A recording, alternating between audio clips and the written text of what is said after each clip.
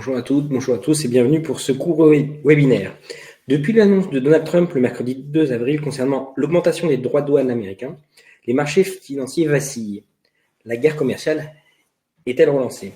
Aujourd'hui, nous vous proposons un décryptage de tous ces événements et de leurs répercussions sur les marchés financiers, les secteurs concernés et surtout, ce qui nous intéresse le plus, nos portefeuilles. Pour en parler, aujourd'hui, nous avons le plaisir d'accueillir un expert de Lazare Frères Gestion, Colin Favre, économiste allocataire. Bonjour. Bonjour Maxime, bonjour à tous. Je vous rappelle que vous pouvez poser vos questions maintenant et que nous répondrons en fin de webinaire. Donc, comme je disais, depuis les annonces américaines du 2 avril, on observe une forte remontée de la volatilité sur les marchés financiers. Pouvez-vous nous revenir en détail sur les mesures annoncées et les raisons pour lesquelles ça a provoqué une telle réaction sur les marchés? Voilà, alors donc Donald Trump avait prévu de faire des annonces importantes le 2 avril, le Liberation Day, pour utiliser le terme qu'il avait mis en avant. Et ces annonces concernaient les droits de douane, qui est un des points principaux de son programme électoral. Alors, il a annoncé différentes choses le 2 avril, et c'était assorti d'un délai qui courait jusqu'au 9 avril. Et puis, le 9 avril, il a finalement adouci un peu les choses pour calmer une tempête qui s'était déclenchée sur les marchés financiers. Alors, si on fait un peu un retour en arrière sur ce qui a été annoncé, maintenu, suspendu, d'abord, il y a un tarif général, un droit de douane général de 10% qui s'applique à l'ensemble des partenaires commerciaux des États-Unis, en sus des droits de douane déjà existants pour ce partenaire. Et ce droit de douane universel a été maintenu. Ensuite, il a annoncé des droits de douane réciproques dont le calcul a un peu déconcerté les observateurs. Mais en gros, plus un pays avait un excédent commercial important avec les États-Unis, plus il se voyait appliquer un droit de douane réciproque important, avec des choses assez incongrues, des taux énormes, avec des partenaires commerciaux minuscules. Je pense au Groenland, je crois, qui s'est vu appliquer un droit de douane très important, nonobstant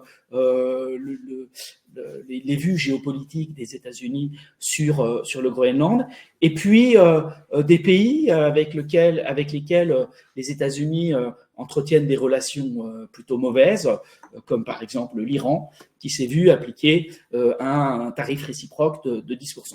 Donc des choses assez variées, mais des montants très élevés. Et ces droits de douane-là ont été suspendus pour 90 jours au moment où ils devaient rentrer en vigueur, à savoir le 9 avril.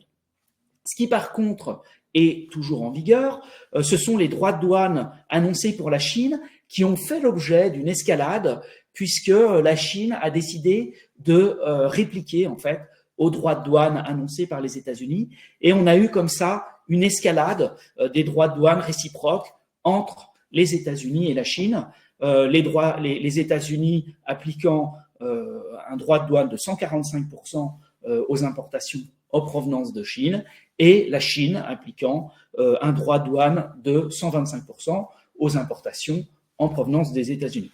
La Chine a d'ailleurs déclaré qu'elle ne monterait plus son taux, puisque à ce niveau, elle doutait du fait que des produits seraient encore importés en provenance des États-Unis.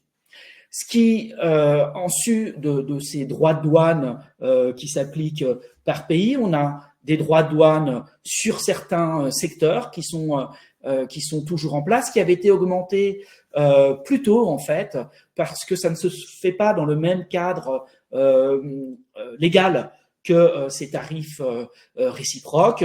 Il y a des droits de douane sur l'acier et l'aluminium de 25% qui sont toujours en vigueur. Et puis des droits de douane également pour l'automobile et les pièces détachées qui restent à un niveau élevé de 25%, sachant que des discussions ont été entamées entre les constructeurs automobiles américains et l'administration. Les constructeurs automobiles américains mettaient en avant que même pour produire des véhicules aux États-Unis, ils devaient importer certains composants, certains éléments d'autres pays, du Canada et du Mexique en premier lieu, mais aussi d'autres endroits, et que donc ces droits de douane de 25% allaient gravement handicaper leur compétitivité.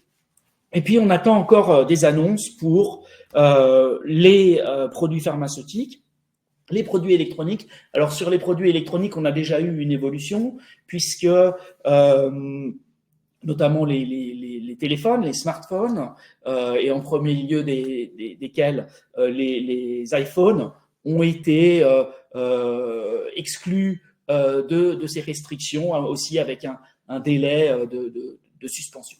Alors, ce qu'on voit comme effet, en fait, c'est une considérable remontée du droit de douane moyen que les États-Unis appliquent aux produits qu'ils importent. Vous voyez sur cette courbe, on remonte à longtemps, hein, le zéro là qui figure à gauche du graphique, c'est pas 2000, hein, c'est 1900. Et donc vous voyez que on revient à des droits de douane moyens qui sont ceux qui prévalaient au début du XXe siècle, avant les deux guerres mondiales. Si on est dans le cas le plus négatif, et puis si on est dans le cas le plus positif, on revient quand même à des droits de douane qui prévalaient entre les deux guerres dans les années 30. Donc c'est vraiment une augmentation considérable de ces droits de douane. Et la différence entre le cas positif en fait et le cas négatif correspond à ce qui va se passer avec la Chine. Donc on a un droit de douane qui prévalait avant, qui était à peu près de 2,5%. On rajoute 10% qui s'applique à l'ensemble des pays. On arrive à 12,5%. Et puis après, on a la Chine, dont les exportations de la Chine, donc ça va être les importations en provenance de Chine, vont être taxées, si on reste dans l'état actuel des choses, à 145%. Ce qui va se passer, c'est que les entreprises qui importent des produits de Chine vont se mettre à les importer d'ailleurs pour passer d'un droit de douane de 145 à 10%. Et donc, en fonction de la substitution des importations en provenance de la Chine vers des importations en provenance d'autres pays, on va se retrouver quelque part entre les deux taux qui figurent sur ce graphe. L'idée, c'est que c'est pas de vous montrer un niveau parce que les choses ont déjà beaucoup changé et peuvent encore beaucoup changer, mais c'est de vous montrer l'impact que ça va avoir en termes d'économie réelle. Merci d'être revenu donc sur les événements récents et sur ce qui s'est passé. Au-delà du choc initial qui a fortement fait vaciller les marchés, quelles ont été les modifications et quelles peuvent être les modifications sur les grands équilibres macroéconomiques comme la croissance ou l'inflation sur l'impact de ces droits de douane? Alors, pour l'instant, on a eu surtout un choc d'incertitude. C'est-à-dire que les ménages ou les entreprises sont vraiment déconcertés par la succession de ces annonces, l'ampleur de ce qui est annoncé, et puis se pose la question de comment organiser sa consommation, sa production, ses projets de développement dans un cadre aussi instable et puis avec des barrières au commerce aussi importantes. On revient vraiment sur 80 ans de mondialisation des échanges, de mondialisation des chaînes de production. Et donc ça a vraiment un impact très important sur la confiance des acteurs financiers. Dans l'économie réelle, on n'en a pas encore vu les effets. On avait une économie américaine qui qui fonctionnait sur un régime élevé à la fin de l'année 2024, quand Donald Trump a été élu, et caractérisé par un marché de l'emploi qui était solide, une consommation qui était élevée. Pour l'instant, ça ne tient pas si mal. On a eu un ralentissement de la consommation au début de l'année 2024. Le dernier chiffre, là, pour le mois de mars, était plutôt meilleur. Il y a sûrement eu de la consommation qui a été anticipée, en fait, en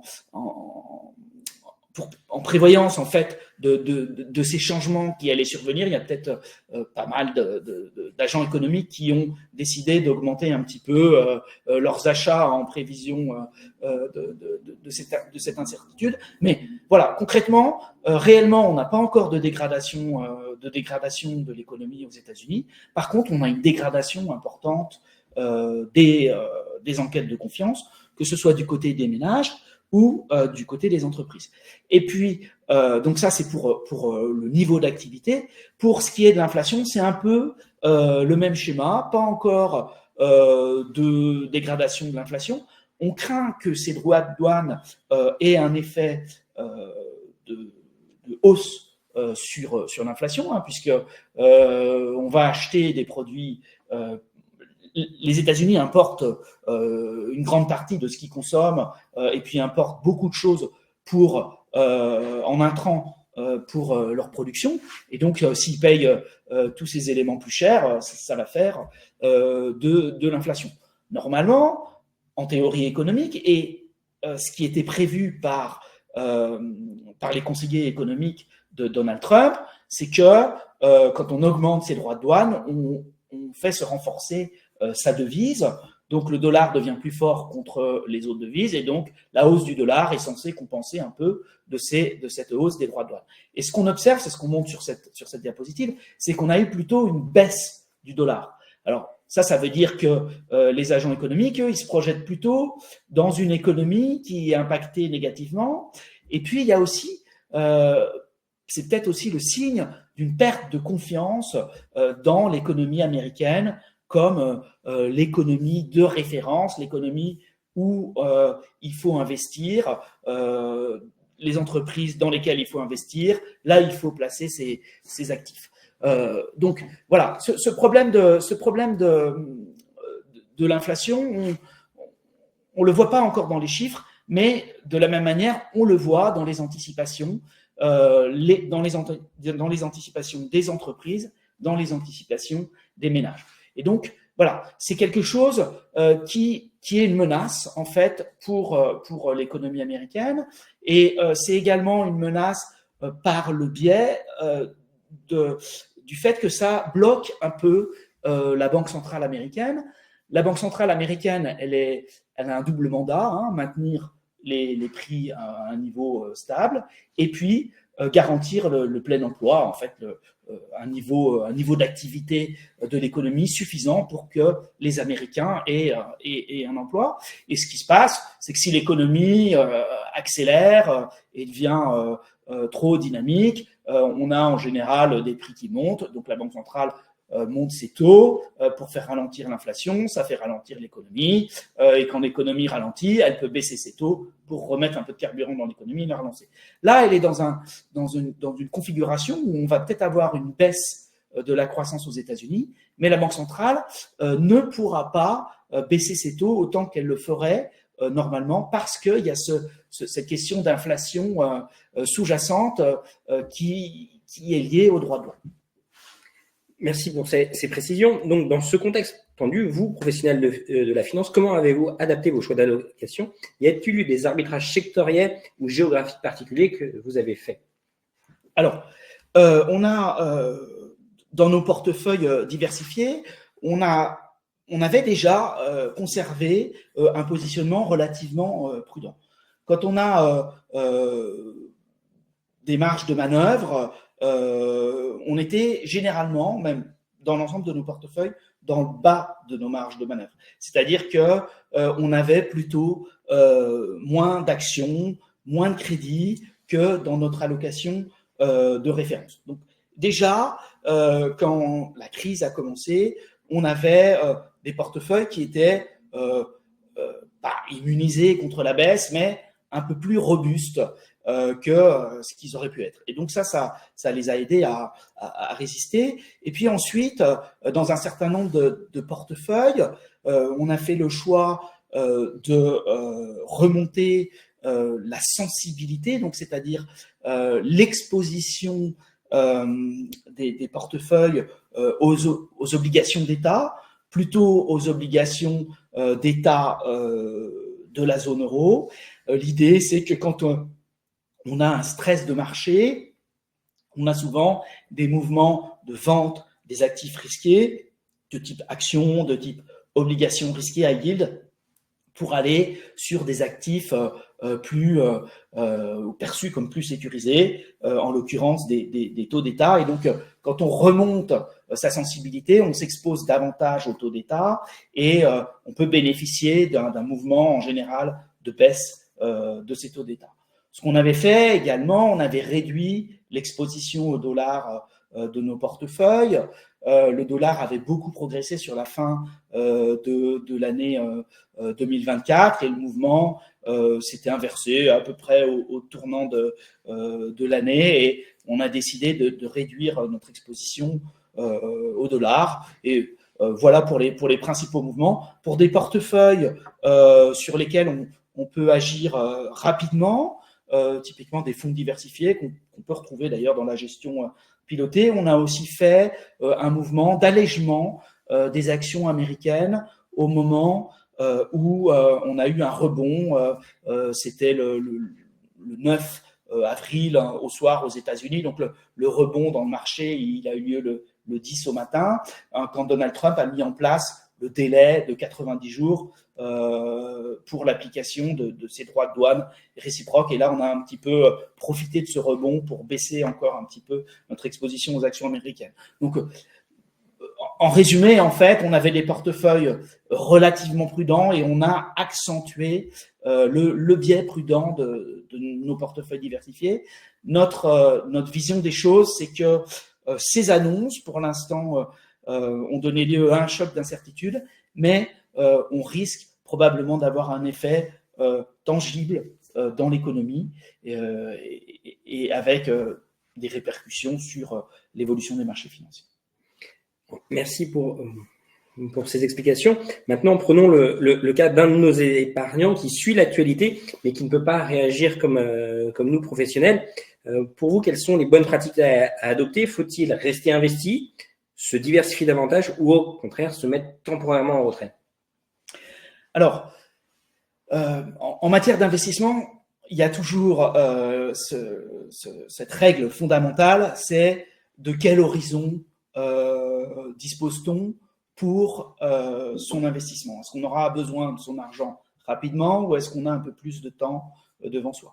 Si on a du temps devant soi, ces périodes d'agitation du marché, quand on regarde à long terme ou même à moyen terme, peuvent constituer des points d'entrée. Et si on regardait depuis longtemps tel actif, telle action, tel fonds, et qu'on se disait j'apprécie cet actif, j'apprécie cette gestion, mais ça a beaucoup monté, on peut avoir des points d'entrée qui se présentent et ça peut être l'occasion d'investir dans cet actif. De manière générale, moi ce que je conseille c'est d'avoir un portefeuille diversifié, même si on veut investir uniquement je sais pas, en actions européennes, bah c'est bien d'avoir différents fonds gérés par différents gestionnaires, peut-être des fonds qui investissent sur des grandes capitalisations, mais aussi des fonds qui investissent sur des petites capitalisations, peut-être des fonds qui investissent sur toute l'Europe ou des fonds qui n'investissent que sur la France. Toujours penser à diversifier son investissement parce que on peut toujours être l'objet d'un risque systémique, plutôt d'un risque spécifique qui va toucher tel ou tel investissement. Donc, diversifier son portefeuille et encore mieux, diversifier entre les zones géographiques et encore mieux, diversifier entre les classes d'actifs parce que, on le mentionnait, quand les actions baissent, on peut avoir une hausse des obligations d'État.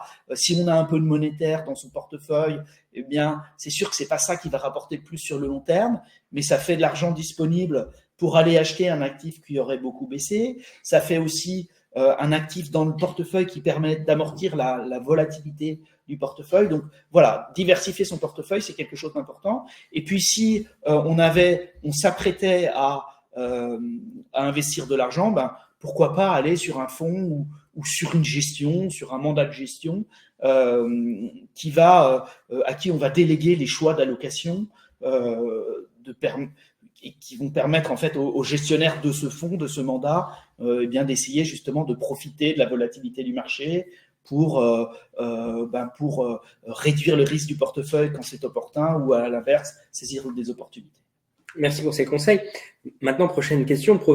Projetons-nous un peu sur l'avenir. Selon vous, quels sont les éléments à surveiller de près dans ce contexte-là? Y a-t-il des indicateurs ou des décisions politiques ou économiques, voire des réactions de marché qui pourraient nous donner des signaux d'alerte ou au contraire d'apaisement? Alors, il y a ce qu'on a mentionné tout à l'heure, c'est la traduction de ces événements dans l'économie. Si on observe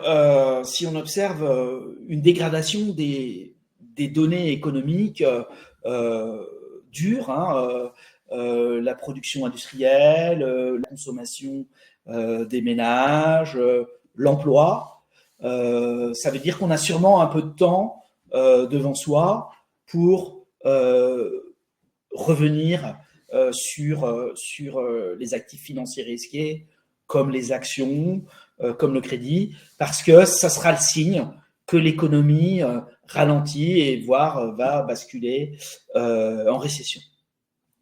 Si finalement, parce que telle ou telle annonce sont faites, tel ou tel accords sont passés, l'inquiétude reflue et que on s'aperçoit que l'économie réussit à passer cette période, et c'est pas impossible puisque on l'a vu au moment où les banques centrales ont remonté considérablement leur taux directeur. On a vu que finalement l'économie américaine a réussi à échapper à la récession.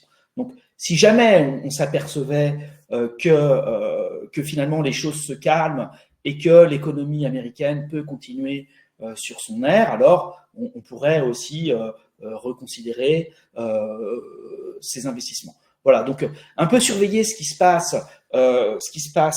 dans l'économie réelle, ça c'est important. Alors, nous, on suit les statistiques au jour le jour. Quand on est un particulier, on peut aussi lire dans le journal, il y a l'INSEE qui publie des prévisions de croissance, le FMI, on peut lire ce qui se passe sur l'économie aux États-Unis. Donc on peut trouver de l'information utile. Et puis sinon, il y a aussi, je dirais, à surveiller, c'est la valorisation des marchés, parce que les points bas des marchés se font relativement tôt dans le cycle économique, c'est-à-dire qu'en général, les marchés touchent leur point bas avant que l'économie ne touche son point bas.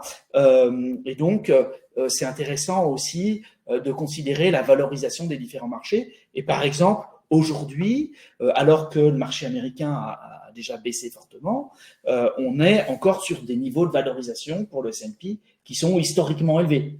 Ça veut dire que c'est pas parce que le marché a déjà beaucoup baissé qu'il faut se précipiter. Donc, regarder la valorisation des marchés, c'est quelque chose d'important. Par exemple, sur l'Europe, on est sur des niveaux de valorisation moyens. Au Japon, on est plutôt sur des niveaux de valorisation relativement bas. Donc voilà, ça c'est aussi des choses qui peuvent être des indicateurs pour initier un investissement sur tel ou tel marché. Merci pour ces éclairages riches et précis. Maintenant, passons à vos questions. Merci. Pensez-vous que les marchés européens peuvent vraiment être décorrélés des marchés américains?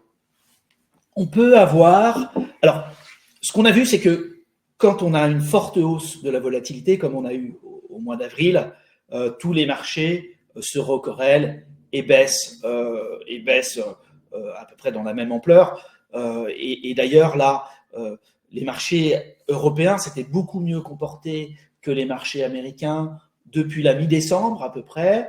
Les marchés américains, ils avaient souffert en fait d'une correction plutôt liée au secteur de la technologie. Comme c'est un secteur qui est beaucoup moins présent dans la cote européenne, les marchés européens s'en étaient mieux tirés. Mais quand on est rentré dans la tempête, on a eu une baisse des marchés européens de la même ampleur, voire même un petit peu supérieure à celle des marchés américains. Depuis, les marchés européens ont repris un peu de cette avance perdue. Donc voilà, quand on est au plus fort de la tempête, tout se recorrèle, mais sur le moyen terme, on peut effectivement avoir une évolution différente, et pour une raison en fait assez simple, qui est qu'on peut avoir une trajectoire différente de l'économie européenne par rapport à l'économie américaine. L'économie américaine, on a parlé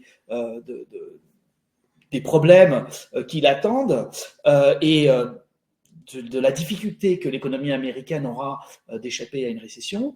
En Europe, le choc est moins important. Les exportations de l'Union européenne vers les États-Unis, ça représente à peu près 2% du PIB. On ne va pas avoir un arrêt total des exportations vers les États-Unis parce que les taux, les droits de douane montent de 10, voire de 20%. Donc, l'économie européenne va subir un impact, hein, mais moins important que l'impact que va subir l'économie américaine. Et puis, dans l'économie américaine, il y a un élément très important qui s'est produit récemment, que nous n'avons pas encore mentionné, c'est le plan allemand mis en œuvre par le futur chancelier Merz, qui a été élu au mois de... son parti CDU-CSU a remporté les élections à la fin du mois de février, et à la suite d'un accord passé avec le SPD, donc le parti qui était au pouvoir avant les élections, et en s'alliant au parti des Verts, ils ont fait un accord qui a permis de changer la constitution allemande et de changer les règles budgétaires qui prévalaient en Allemagne. Et l'Allemagne, qui jusqu'à présent devait se limiter à un déficit budgétaire de 0,35% du PIB, hein. En France, on était plutôt vers 5-6 l'année dernière. Aux États-Unis, c'était aussi plutôt vers 6%. Et l'Allemagne va pouvoir accroître son déficit budgétaire et a aussi décidé de faire un plan d'investissement considérable. Hein. On parle de 500 milliards d'euros pour investir dans les infrastructures, y compris des infrastructures, des dépenses liées à l'environnement. C'était la condition de participation des Verts. Et ça, on estime que ça peut donner un peu d'élan à l'Union européenne, et ça peut aussi constituer un choc un peu de confiance. L'Allemagne, c'était un pays qui freinait un peu la croissance en Europe parce que du fait de sa trop grande rigueur budgétaire. Et si l'Allemagne dépense un peu, ça peut redonner un peu d'élan à l'Union européenne et puis de la confiance aux ménages européens qui disposent d'une épargne importante. Ça, c'est également quelque chose qui peut aider la croissance en Europe. Contrairement aux Américains, les ménages européens ont peu consommé et ont vu leurs revenus augmenter davantage que leurs dépenses, et donc ils ont la capacité d'augmenter un peu la consommation. Merci. Quel intérêt d'investir sur les marchés, en particulier américains, quand on a des suspicions de délits d'initiés à grande échelle, voire par le président lui-même? Alors, ça, c'est vrai que c'est quelque chose dont on a parlé dans la presse, hein, le fait que peu avant d'annoncer le délai de 90 jours sur la mise en œuvre de ces nouveaux droits de douane réciproques, Donald Trump a tweeté c'est un bon moment pour acheter. Alors, on verra. Il y aura sûrement des actions judiciaires. Ça peut prendre beaucoup de temps aux États-Unis. On a vu que Donald Trump avait été mis en cause pour l'attaque contre le Capitole au moment de l'élection de Joe Biden. On a vu que les choses ont traîné en longueur. Ça, finalement, les poursuites ont été éteintes en fait par l'élection de Donald Trump. Donc, voilà, aux États-Unis, les procédures judiciaires peuvent durer longtemps. Donc, voilà, je n'en tiendrai pas compte dans des choix d'investissement à court terme. Merci. Alors, je vais faire 3 questions en un. Est-ce le bon moment pour investir aux États-Unis, ou faut-il attendre, ou faut-il vendre? Alors, si on a déjà des actifs américains, on a déjà subi une baisse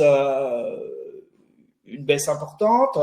Donc, c'est peut-être le moment de réévaluer l'exposition géographique de son portefeuille. Si on n'a que des États-Unis, c'est peut-être pas une mauvaise idée de diversifier ses expositions et d'investir également en Europe, qui pourrait bénéficier d'une dynamique propre, on vient d'en parler, au Japon, qui est un marché plutôt peu chèrement valorisé et qui bénéficie aussi d'une dynamique propre avec la sortie de la déflation, avec le changement de mentalité des entrepreneurs, des entreprises qui font plus attention à leurs actionnaires, qui mettent l'accent sur la rentabilité, la lisibilité de leur activité. Donc, ça peut être aussi l'occasion de diversifier son portefeuille. Si à l'inverse, comme je le mentionnais tout à l'heure, on n'a pas d'États-Unis dans son portefeuille et que ça fait longtemps qu'on avait envie de rentrer, mais on voyait le marché monter.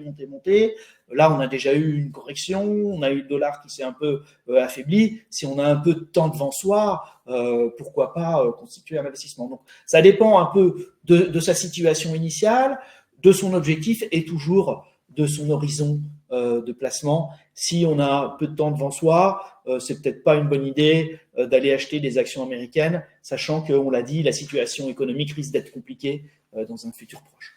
Merci beaucoup. Alors, on a beaucoup parlé de l'Europe et des États-Unis, mais faut-il s'ouvrir à l'Asie, dont la Chine? Alors, la Chine, c'est vrai qu'on n'en a pas parlé. La Chine est une économie qui a un niveau de croissance plutôt plus important que ce qu'on connaît dans le monde développé. Hein. La Chine est encore un pays qui est en train de faire une transformation en fait d'une économie très industrielle vers une économie plus tournée vers les services, vers la consommation. Elle a réussi à atteindre son objectif de croissance l'année dernière, qui était de 5%, grâce à notamment la bonne tenue des exportations. Par contre, en Chine, la consommation souffre depuis un certain temps d'un marché immobilier qui est dans une situation mauvaise. Hein. On a trop construit en Chine. Il y a des promoteurs qui ont fait faillite. Il y a des chantiers qui sont arrêtés. Il y a des ménages qui ont acheté sur plan et qui attendent la livraison de leur logement. Il y a des gens qui ont investi. Les ménages investissent beaucoup leur épargne dans l'immobilier. Les prix ont beaucoup baissé. Donc voilà, le secteur, le mauvais état du secteur immobilier en Chine pèse sur la capacité de consommation des ménages. Donc la consommation les exportations qui étaient un soutien à la croissance chinoise vont sûrement, oui, de façon certaine même, pâtir en fait de cette guerre commerciale. La Chine et les États-Unis vont discuter. C'est difficile de penser qu'on va rester sur des droits de douane supérieurs à 100% pour les deux pays. Hein. On va sûrement arriver sur un niveau inférieur, mais néanmoins, les exportations chinoises vont en pâtir. Et donc, l'économie chinoise a aussi des défis à relever. Le gouvernement a déjà mis en place un certain nombre de mesures de soutien depuis la rentrée dernière, hein, ça date d'avant l'élection de Donald Trump, plutôt destinées à soutenir la production. On attendait un peu des mesures pour soutenir la consommation. On va sûrement en avoir. Voilà, mais c'est vrai qu'en Chine aussi, il y a des incertitudes. Le gouvernement chinois, avant d'engager des plans de grande ampleur, veut sûrement avoir les idées un peu plus claires sur ce qui va se passer sur le front commercial. Merci beaucoup. Alors, on n'aura pas le temps de répondre à toutes les questions au vu du nombre de questions. Je vais en poser une dernière et pour ceux auxquels on n'aura pas répondu, vous serez recontactés par un conseiller Altaprofi. Donc, une dernière question. Suite à la récente baisse des taux directeurs de la BCE, quel impact pour l'économie européenne et quel secteur pourrait en profiter? Alors, donc on a eu cette baisse des taux directeurs et avec cette agitation, les investisseurs se sont mis, par rapport à la situation antérieure à ces annonces, à anticiper davantage de baisse des taux directeurs des banques centrales. Donc aux États-Unis, on l'a mentionné, la situation va être difficile pour la Fed. En Europe, par contre, c'est vrai que la Banque centrale européenne a probablement la possibilité d'apporter un peu de soutien à l'économie en baissant ses taux d'intérêt, puisque l'inflation est un problème moins important, puis il n'y a pas ce problème d'inflation qui viendrait de droits de douane importants. Donc ça, c'est plutôt favorable pour l'économie. Et les secteurs en particulier, en fait, quand on baisse le taux d'intérêt, on baisse le taux du crédit, et donc on favorise en fait tous les acteurs qui veulent réaliser un investissement. Donc ça peut être un ménage qui veut acheter un appartement parce qu'il va pouvoir emprunter un taux plus bas, donc payer des mensualités moins importantes, donc emprunter davantage. Et puis, c'est également favorable à des entreprises qui doivent investir, donc typiquement les entreprises industrielles ou des entreprises qui vont peut-être aussi bénéficier des plans d'infrastructure en Allemagne. Voilà, c'est la baisse du coût du crédit, c'est plutôt favorable aux acteurs qui ont besoin de faire du crédit. Merci beaucoup, Maxime, je te laisse conclure. Nous arrivons donc à la fin de ce webinaire. Merci à toutes et à tous pour vos questions. Un grand merci à Colin Favre pour ses analyses et son accompagnement. Nous espérons que cet échange vous aura permis d'y voir un peu plus clair pour ces événements récents et donc leur impact dans le contexte actuel. Si vous souhaitez approfondir, nous vous proposons de contacter votre conseiller Altaprofi. Je vous rappelle que le replay de ce webinaire sera disponible dès demain, que le webinaire que nous avons fait avec un expert de Generali Wealth Solutions est déjà disponible en replay. Et sur ce, je vous souhaite à tous une excellente soirée et je vous dis à très bientôt.